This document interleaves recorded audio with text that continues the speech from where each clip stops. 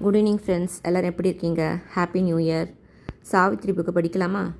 பகவான் ஸ்ரீ அரவிந்தரின் சாவித்ரி ஒரு மந்திர திறவுகோல், பாகம் 4, canto 2, the growth of the flame, தொடர்ச்சி.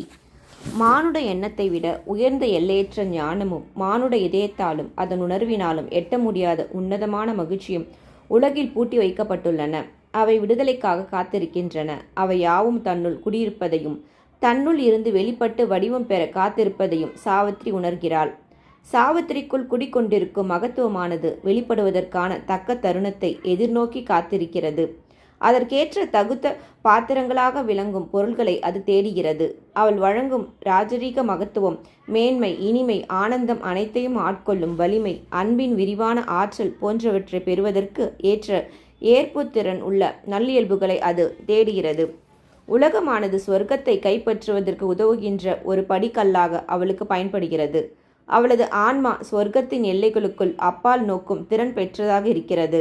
அறியப்படாத பேரிரமிடம் இருந்து வெளிப்படுகின்ற உயர்ந்ததோர் ஒளியை அது சந்திக்கிறது. அனைத்தையும் கடந்த பேரிரவின் செயற்களத்தின் நிகழ்களை கனவாக கண்டு அவளது ஆன்மா மகிழ்கிறது.